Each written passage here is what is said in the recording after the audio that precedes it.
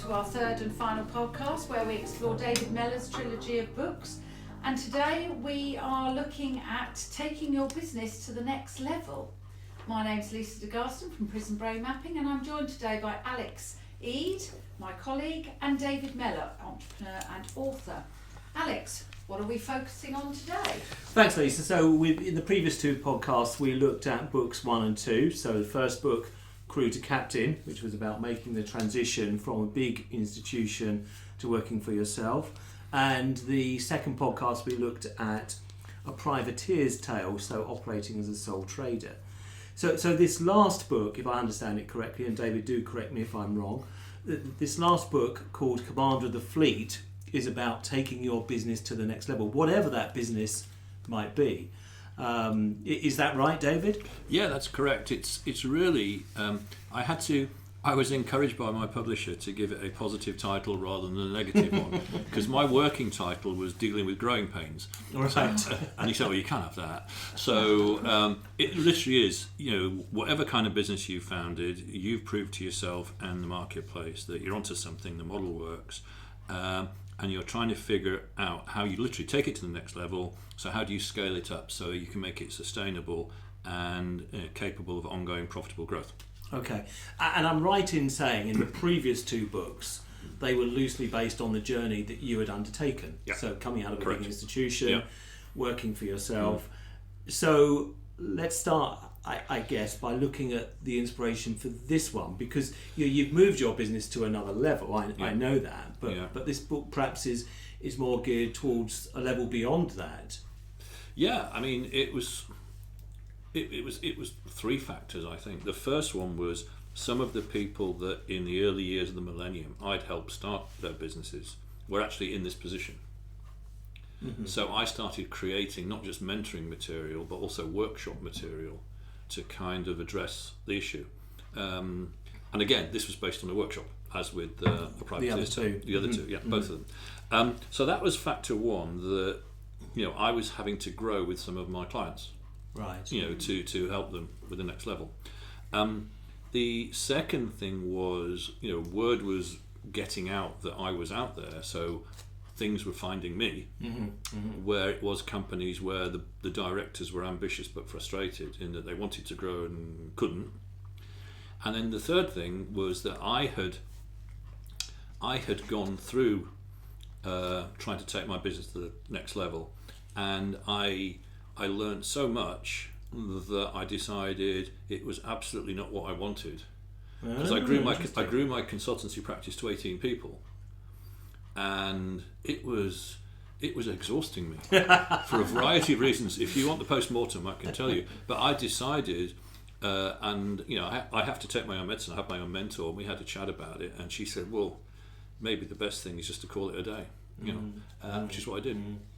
And so I have seen firsthand the psychological, financial, emotional pain you can experience when you try to grow something and it doesn't work. And also for you, coming out of a large corporation, obviously 18 people doesn't count as a large corporation, but you're almost heading back round in a circle. Yeah. Because the things you wanted to leave behind in that corporate life, when you start recruiting more people, managing more people, you're going back round the circle when those problems are coming back at you. The things you wanted to leave behind now become part of your everyday work life. I mean, the big issues were firstly, out of 18 people, there were probably only 3 of us who could sell. So we were 3 people trying to feed 18. Yeah. So we had 15 cuckoos in the nest. These people were brilliant at doing the delivery, but they couldn't win it in the first place.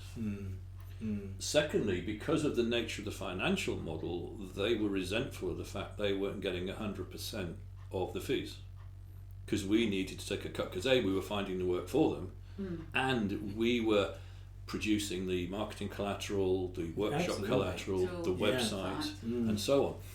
So one or two, there was one in particular who was less than honest in terms of the way they were conducting themselves in the marketplace.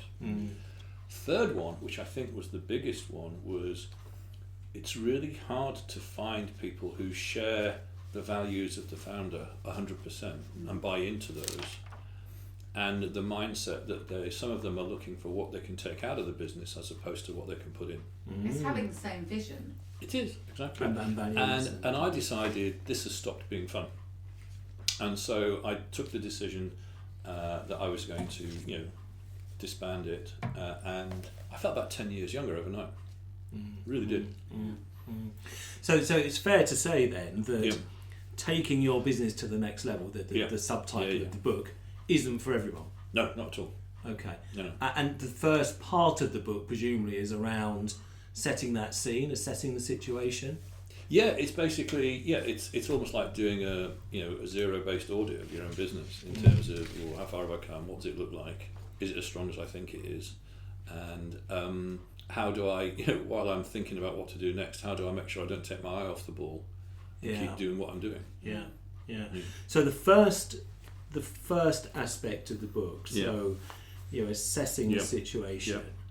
Can we dig a bit deeper into that? What else is in that section? I think the first thing is looking at what are the characteristics of a growing business and seeing how you benchmark against those. Yeah. Have I got what a growing business looks like? And then one of the big things, as I said, in terms of making it sustainable, is all around how do I continue to make money? Right. So because I think if you start standing still because you're taking your eye off the ball, that's the prelude to going backwards. So how can I keep growing the business? So we look at a few things like sales penetration, which is really how many products have I got, how many clients have I got, and how many unexplored territories are there. So if you've got 10 clients and 10 products, it's unlikely you can put, if you viewed it as a matrix, 100 ticks in the boxes. This first client, he's only using product 1, so have I talked to him about 2, 3, 4, 5 and all the others? So that's the easiest way to kind of grow it. And then there's this fantastic thing called the Ansoff matrix, which is kind of 2 by 2, and so the bottom left-hand box is all about your existing business. So what are my existing products or product, and what market am I selling them to? And then the other 3 boxes, if you go north, basically it's a case of, are there any other markets that could use these products that I haven't explored yet? If you go across, it's are there any other products that my existing clients could use? And then there's the real high risk one, which is there a completely new product I could come up with for a market I've never been anywhere near, that I don't know and doesn't know me? So you've got 4 different options. Keep doing what I'm doing, find more markets that would benefit from that, find more products for the people I know, or do this completely the way out one. And it's really interesting, there was some great research done with a bunch of companies that were going through growing pains and did this exercise, and it was a 2-year program, and at the end of it, what was fascinating was, of the combined, I think there were about 12 companies on this course, of the combined 12 companies, they all grew. 70% of their growth came from the box they were in. So existing clients, existing markets. So they hadn't done the sales penetration properly. About 15% was in the more products for my existing client base, and 15% in more markets for my existing products. 0 came from the high risk one. It was fascinating. And quite often people get obsessed by the, get this right. We have to have something new and shiny. Yeah, and get this right, and we'll look like kings and queens. But quite often somebody once said about mining the diamonds under your feet. The stuff's here. And we haven't done a really good job of exploiting it. So it's looking at that kind of stuff just to make sure the business is the best it can be where it is before you start thinking about moving forward, about change and transformation and so on. So I'd say that's probably the big one. Okay, and then so you assess the situation, you decide there is some more momentum here that I can tap into. So the next step or the next aspect that's covered in the book is around achieving the transformation. And that's assuming that you decide you do want to move on, and that to do that you're going to need more resource. And that could either be fellow board members, it could be experts in different areas. Because quite often when you start your own business, apart from outsourcing some of the things we've talked about before, like bookkeeping and PA, you have to be everything. Yeah, all of a sudden, do you really need to bring in, if finance isn't your strong suit, a finance director? Or do you need to bring in a marketing director, or whatever it may be? So starting to think about what's the leadership team I need, and then what's the support staff I need as well. Yeah. And to at no stage to lose sight of what do you as the founder want. Yeah, absolutely. It's got to be what you want. Yeah. It's got to be your vision. Yeah. Yeah. And the realisation that you can't do it on your own. And stumbling blocks in, I guess, this transformation process. So there's obviously something about being absolutely clear what it looks like. Yep. So what other stumbling blocks are there? I think most of them, if you ignore earthquakes and acts of God,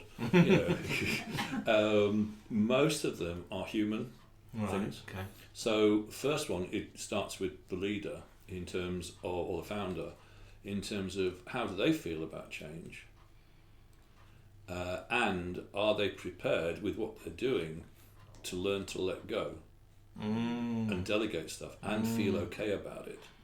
Because one of the biggest things you see time and time again is, the founder brings somebody in and then micromanages them to death, so they leave. Yeah, and it's like a but they micromanage them to death because the quality, as we mentioned, I think in a previous podcast, that quality is so important. Yeah. So they're terrified that quality will suffer. Well, also they're terrified if the person is so good, they're better than they are. It can be both. Yeah. Right. It could be either of them. So so the attitude of the founder is key. Yeah, because you do get this medical condition known as control freakitis, and they bring them in and they just won't let go. And it's quite often, having spent some time in venture capital, that the person who founded the business is not necessarily the best equipped to grow it. No. And quite often, I found that the VCs would actually, once a business reached a certain level, these were all tech businesses, they would fire the founder and say, go start something else. And then bring in somebody who had the right skills to take it forward. Really high percentage, particularly in the States. And I think there's also this sort of juggling act. When you first start the business, you're probably doing things that you want to do, you're passionate about those. When you're growing the business, you're moving much more into a leadership role, management leadership role. So you're probably not doing some of the things that you really enjoy. And that can be a real challenge, I guess. It can, absolutely. And then the other stumbling block is recruitment, in terms of bringing in the right people with the right skills and the right experience to actually hit the deck from day one. So that you don't get this downward blip, in performance. So it's far from easy, which is why people need the help, because for them they're still in quite a lonely place.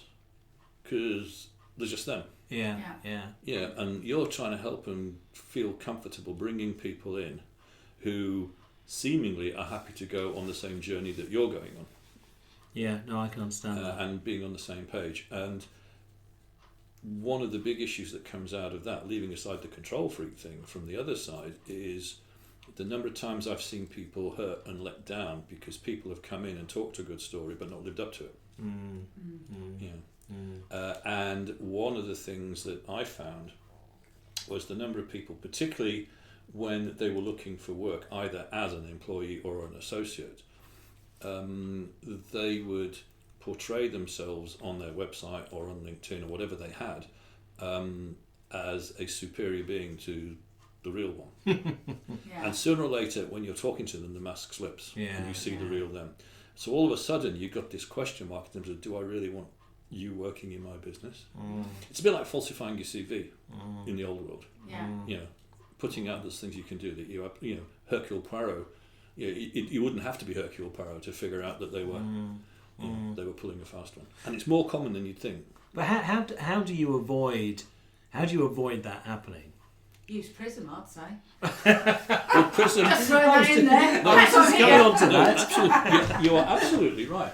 Because PRISM is a great. I don't think you'd ever make a hiring or firing decision based on PRISM. No, but it gives you the question. It gives you the questions to ask. And I remember there's one company who is a big user of PRISM. You know who they are, and a big fans of it. All for all the time I've been using it since 2006, whatever it was. They were interviewing for an operations team to work in probably the best known city money broker. Okay, this is a fast-paced world. Yeah, dog eat dog, very very fast decisions, and this guy had put in the covering letter to his application for a role on this team that he thrived in a fast-paced environment. He was working as a junior clerk in the back office of a life insurance company. I'm already falling asleep. So you're looking at the world this guy would be going into if he was hired. You're looking at his background, and then you look at his profile, his PRISM profile, and you think, oh my goodness me, this is an accident waiting to happen. So in the interview, you could say, are you really sure, that you would thrive in a fast-paced environment? What evidence is there that you've ever done that? Yeah. So PRISM is key. I think. Yeah, as part of a recruitment process, I think it's and it informs the interviews. Yeah, and that's where you can that's where you can not force, but that's when the mask slips, when you start asking them these tough questions, which are perfectly fair questions to ask. Because the last thing you want to do is to hire somebody who's going to be a problem. Equally, you don't want to hire somebody where you're setting them up to fail. No. Which is where things like the job benchmarks comes in. In terms of, is this person going to thrive behaviourally in this environment, or is it going to be painful? And are they going to get tired and stressed and sick because they're going out their comfort zone to get the job done? And that's the root of getting the right person, is it? First of all, understand exactly what the job looks like. Don't just recruit someone based on a title. But actually say, we want this person to do this. This is what the job looks like. This is what the benchmark looks like. This is what the candidate looks like. Oh, hang on a minute. There's not much of a match here. And the other thing that goes with it is that if the plans for growth are actually working, that growth becomes continuous and the change becomes continuous. So the people you're bringing in, how are they going to react to change? If they've just got comfortable with a way of working, and then you say, well, we're going to have to do this differently from tomorrow, what's going to happen? Because it's quite in the banking sector where I came from. You could almost stick two badges on people. You're in running the bank, you're in changing the bank, because they're like oil and water. They just never the twains. Never the twain. Exactly. So the stumbling blocks are all human. It's about the attitude and mindset of the founder, and the behavioural aspects of the people that have been brought in terms of what the world they're going to be in from day one, but the world they could be in a year on from then, or 2 years on from then, because it won't stay still. That's really interesting. And then the third aspect of the book, assessing the outcome. So not so much stumbling blocks here, but what are you assessing? What are you looking for? Well, basically, assuming the growth has been successful, the company will have moved from having a degree of fragility to being a lot more financially stable, which means that the founder has choices. Does he just want to keep doing what he's doing? Does he want to expand? Going back to that matrix thing, does he want to expand, internationally, or introduce new product lines, or whatever it may be?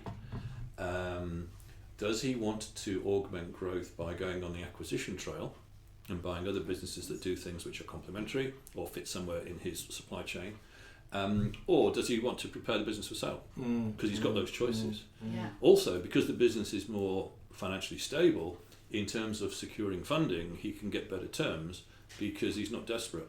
And it's amazing how the difference in attitude of investors and lenders when it's a company that's strong as opposed to one that's desperate for the money. So the founder's got those choices, which he wouldn't have had, or she wouldn't have had, at any stage before that. And how do you know when your assessment of the outcome is complete, it's positive, or what signals do you have? What signposts that? Well, I think there are a number. One is if we start with the human thing again, if you did some form of engagement survey and you can see what the mood in the camp is, Yeah. and whether these people are up for the fight, Yeah. and they're the right. Have you got the right people, and have you got enough? Mm. Secondly, going back to the financial stability, what do the financial metrics tell you?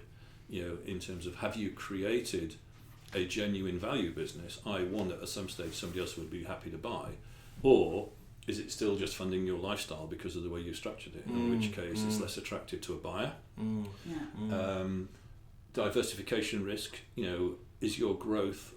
I can think of one company where 80% of their growth came from one company, and they lost the contract, and they went from something like 8 staff and 100 associates to no associates and the founder. Good grief. Good grief. Because it was a major global business. It's a name you'd know. It was in the lead up to Euro and Y2K, so there was bags of IT type work to be done in the city. And this institution got a new finance director. He said, "Why have we got all these associates and contractors crawling around here? We could do this better, faster, cheaper ourselves." So he cancelled the contract overnight. Well, this company lost 80% of its business just like that, of its turnover. Yeah, and that meant all the staff had to go. And they didn't anticipate, see that coming. They were they'd been milking it for several years, and they had no plan B. Yeah. So so the financial metrics in terms of, have we got, from a risk point of view, a spread of business, so we are less exposed to one change. Yeah. Yeah, no, that makes perfect sense. Yeah. And the last part of the book, building a consultancy practice, that sounds separate to the other three. Well, it's really the first 3 parts that we've just talked about. They effectively are a follow-on to From Crew to Captain. Yes. Book 1. Yes. Yeah. It's like the next level. This is like a follow-on to book 2, A Privateer's Tale. So it's the same stuff, but specifically for how do you move from being a sole practitioner consultant to running a consultancy practice.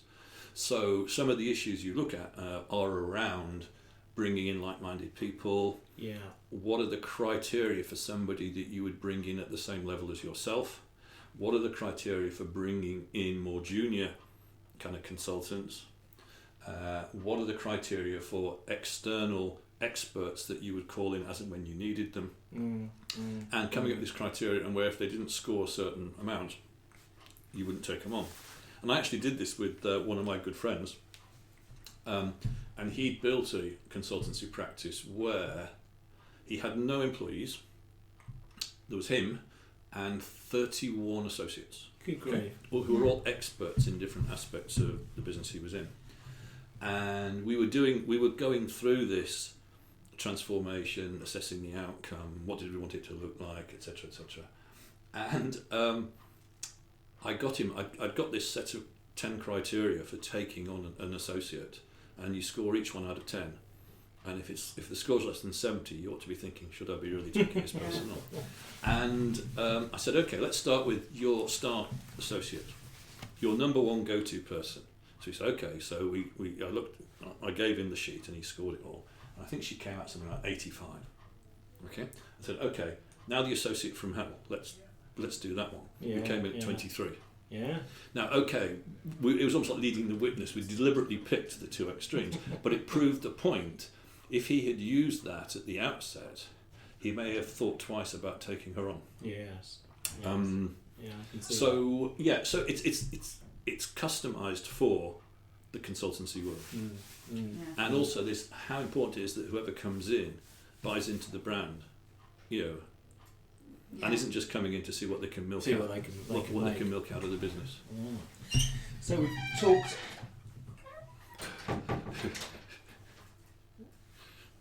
You have to cut that bit out. Oh, right. So, right, deep breath. So we talked about PRISM and using PRISM for recruitment. In terms of growing the business, how else does PRISM add value? Well, 2 things, I think. 2 things that I have used when I have worked with consultancy practices as clients. One is doing a team profile, so you can see how the team is behaving, and you can see when you go around the PRISM wheel, you can see where you're dependent on maybe one person in terms of innovative thinking or whatever it may be, or where you've got strength in depth. So I can think of a couple of the consultancy practices I've worked with where inevitably from their work they were up to their armpits in people who were strong in evaluation. But they hadn't got a creative spark amongst them, or they were dependent on one person who was strong on delivery who could win business, or whatever it may be. So I think team performance, you can use it, and again you'd use it as a discussion thing. But also you can move on from how's the team likely to behave to how's it performing, and you can do the team behaviour diagnostic. Where you can look at, I'm thinking particularly of that kind of wheel where you've got the 12 criteria, and 6 of them, what kind of results we're getting, and 6 of them, and in what kind of atmosphere, culture, relationships. And again, that's more about the culture. It is, of the business. And it really means you can deal with the elephant in the room, if there is one, and there normally is somewhere. And you can then, where in my consultancy, I can then get them to commit to, well, where's the quickest win on here? It says here trust's pretty low out of all of these 12. That's the lowest score. So what's the quick win to improve trust? And then 3 months later say, okay, we're seeing that's moving in the right direction now. What should we do next? Communication or whatever it may be. And so they're the 2 main tools I've used. Interesting, very interesting. And in terms of transformation, in terms of, I guess, taking your business now, transforming it. PRISM can help you understand the different elements within the team, but it can also help you understand perhaps where you need to change or where you need to delegate effectively. So I guess there's opportunities for you to look at it in that light as well. Oh, absolutely, Okay, good. And I think that normally these people are very good at whatever their area of subject matter expertise is. It's all around this, high performance team stuff. Great, good. So a couple of quick questions. The bonus content, you've called it bonus content, Tales from the Bridge, keeping with the maritime feel. I thought these were really interesting. So to put these in context, these are interviews or discussions with people that you've been there, they've done it, they've got the T-shirt. So what can we learn from these contributions, or what did you learn from the contributions? I think the main thing I learned was that they realised when I was interviewing them for this that they were not alone, because so many of them had the same issues in that period where their self-beliefs taken a bit of a knocking, because they've come out of the corporate world,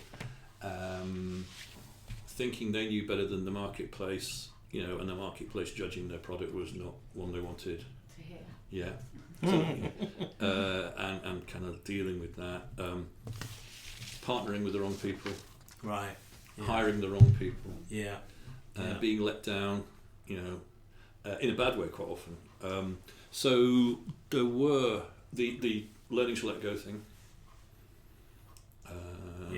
So again, evidence really that the stumbling blocks happen. That, they do. Things get in the way. It's not a smooth passage all the way through. And also rough seas, just to carry on the marathon. Well, thank you, Lisa. Thank you. But also, this issue where they've all come out of big organisations and they are to an extent institutionalised, and they've been protected from many aspects of running a business. So some of the common denominators you find, I would always slap trust as number one every single time.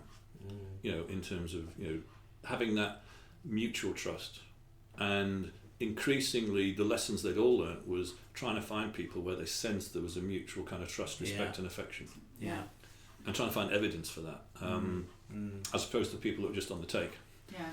So I think that was a big one, getting their messaging right, so it made it easier for people to understand what they did and what made them different, because none of them had got sales experience. And so it was the fact that there were so many things they had in common, because I actually formed from the people who are in the Tales from the Bridge, I formed something which it still runs, called the Growing Pains Clinic, because I could get away with my growing pains. And slipped it in somewhere. And it was if everybody turned up, there'd be about 14 people. Typical turnout is about 8, I guess, and we meet once a quarter for a couple of hours, and normally one person has been assigned a thought leadership topic, which they talk about for the first hour. Then the second hour, we go around the table, each person can bring up one issue that they're struggling with, and the rest of us try to figure out how they could solve it. If it's something that's not time critical, it may become the headline issue for the next one. Okay. But if it can't wait, if we can't solve it in the meeting, we'll take it offline and deal with it. I mean, one of the best ones came up from my PA before lockdown, where we went around the table and she said, "Can anybody tell me how to fire a client?" You know, it happens all the time. How many, you must have clients that you'd dearly love to fire. Couldn't possibly comment. No, but I certainly have. You know, and you know, how on earth did I get into this, you dummy? You know, because you've landed a deadbeat or a time waster. You know, and we've done some really good sessions. Yeah, that's good. You know, and they're people. What you've got in the book is a subset of that group, and they're people who it's almost like we tagged it once as the board you can't afford. You know, and that's what we're there for. Yeah. And we help each other. That's really good. The longer it goes, because it's been going now for over 10 years, the level of mutual affection and trust and respect is such that people open up. You know, they're and not not afraid to say screwed up here. You know, and expose themselves really. Yeah. That's excellent. I mean, I really like the Tales from the Bridge, because I think it sort of brought it alive a little bit. It was for me it just added a little bit of so everything that you read in the book sort of comes alive in those last few sections. But I think the good thing is that all of them, you know, one of the reasons they're in there is they've all had exciting journeys. Yeah. They've all made mistakes, but they've all been successful. Yeah. Well, exciting and challenging. Yeah. and they've dusted themselves down, and they've had the resilience to get up and carry on. Absolutely. Yeah. And I think that, again, for me, that is a really important message, because however good you are and however much you follow the advice, it's not going to be smooth sailing. You know, there are going to be rough seas. We love this maritime theme, don't we? We really like it. There's going to be times when you really, when the going gets tough, and you need to get tough to deal with it. Things happen that you can't see coming. I mean, I was working, doing a lot of work with a regional law firm. Actually, it started because I was playing in an Institute of Directors annual golf day, which was not that far from here, in Lamberhurst. Oh yeah, yes, Lamberhurst Golf Club. Yeah. And I ended up in the same group as this guy who was the senior partner of this law firm, and we you know, you spend 4 hours with somebody, you know, and we kind of hit it off. We started doing joint workshops and things on different topics, and I could actually say to anyone in Sussex, got a fantastic relationship with XYZ law firm. He retired, went to his retirement do, which was very nice. The guy that took over called me in and he said, "Just want you to know that as part of my own personal policy, I do not want our firm working with little guys like you." So clear off. Subtle. Yeah. So it just went to prove that you can build a relationship with an individual. You can't necessarily build a relationship with a business. No, with an organisation. And it's one of the things you learn. And you have to take those knocks, you know. Yeah. No, absolutely. And there's no way you could anticipate that. No. But you just have to cope with it when it happens. Yes. Yeah. So, or hope they ring you back 3 months later because they suddenly realise they really need you. They really need the small guy after all. Yeah. I don't work with. Choose your words carefully. Yes, I'll stop there. I don't work with bleeping it out. So, same question as always. You know, great insights in terms of the book itself. Where do we get the book from? Best place is my website, davidmellermentoring.com, and on there you can find the hard copy, the e-book version, the executive summary version, the list of lists. They're all on there. Oh yeah, the list of lists. So the summary of the book. The summary of the book. Yeah. Critical these days. Love a list of lists. And the last question, David, before we let you go. So, what's next for you? For me, I am very close to kind of hanging up my boots. I think I did have my initial plan, and this is interesting, my initial plan at the age of 60, I was going to go down to a 4-day week. Mm-hmm. At the age of 65, I was going to go down to a 3-day week. And at the age of 70, I was going to stop. Right. I made such a horlicks of years 60 to 65 and was just as busy at 65 as I was at 60, which did not go unnoticed. At home. At home. So I had to recalibrate. Okay. So, but at 65, I basically, had a strong conversation with myself and changed my approach to this. Right. Okay. 3 years into that now, I'm actually doing, because I measure it kind of, I've got these monthly metrics to see if I'm actually living. I'm averaging 2.5 days a week. Right. Which is good. Mm-hmm. But I am conscious that, pretty soon I may well hang up my boots, and I want to kind of quit while I think I'm at the peak of what I can do. And that's not me being arrogant, but just realistic. Rather than either the marketplace or Mother Nature telling me, time to stop. And I have got, I'm trying to get my golf handicap down. My wife and I got some bucket list holidays that we haven't been able to do for obvious reasons, and we want to do them while we're both well enough to do them. And I've got 2 grandchildren. Well, shortly, hopefully it'll be a 3rd one. Right. And right. I enjoy being exhausted and having a bad back at the end of the day. And empty pockets. And empty pockets, the bank of mum and dad. Yes. So I'm thinking that won't stop me doing voluntary stuff, but on my own terms. I know some people who kind of went from full throttle to full retirement, and they were busier than they'd ever been, because people were all over them saying, "Can you come and be a trustee of this charity or a director of this one?" And I will be very, very selective, and I will do some pro bono stuff, but and I'll try to make it local rather than having to schlep up to London. Because I don't enjoy being a commuter anymore. No. Excellent, David. Thank you ever so much. Yes, thank you. I really enjoyed it. Yeah. Great series of podcasts, great books, really insightful. We wish you all the best for your retirement, whenever that may be. Yep. And obviously we'll keep in touch and enjoy the rest of your day. Thank you very much. Thank you very much. Thank you both. Bye-bye. Bye.